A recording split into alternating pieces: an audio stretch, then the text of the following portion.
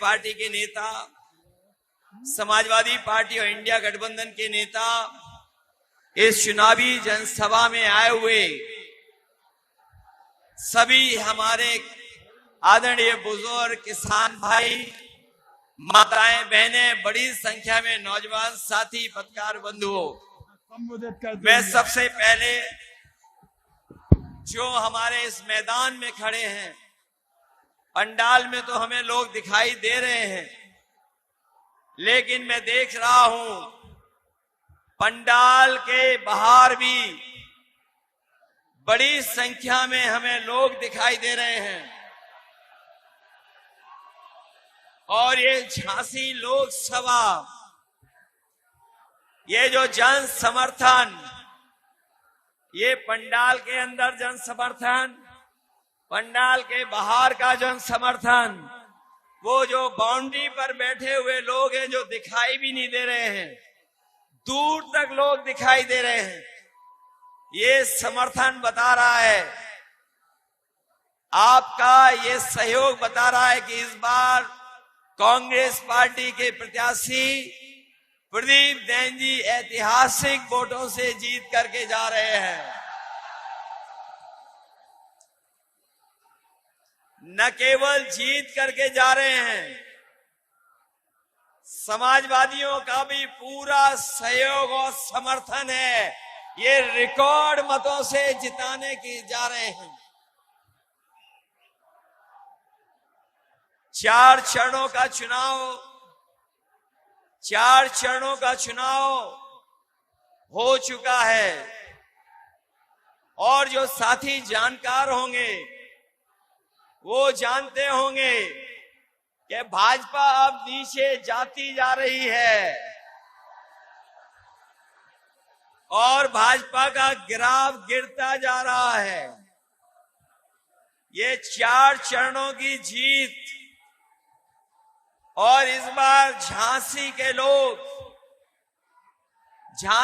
लोग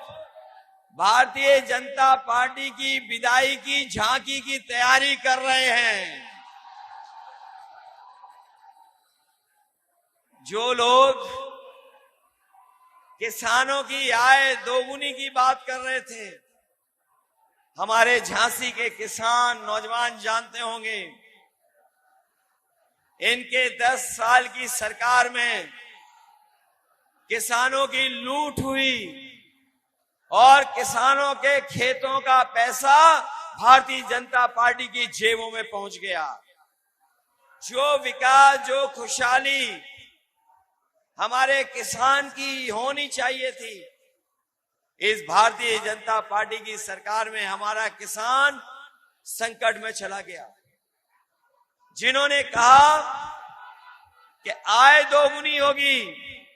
हमारे किसान भाइयों बताओ, किसी की आय दोगुनी हो गई हो तो बताइए। और ना आय दोगुनी हुई, महंगाई बढ़ा करके लागत बढ़ गई, डीजल महंगा हो गया,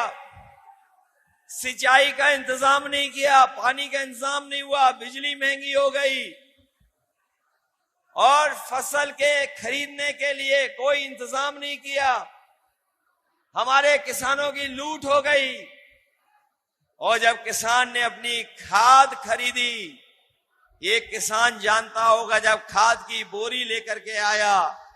तो खाद की बोरी से भी चोरी हो गई और बोरी से जो चोरी हुई, पहले 5 किलो चोरी की,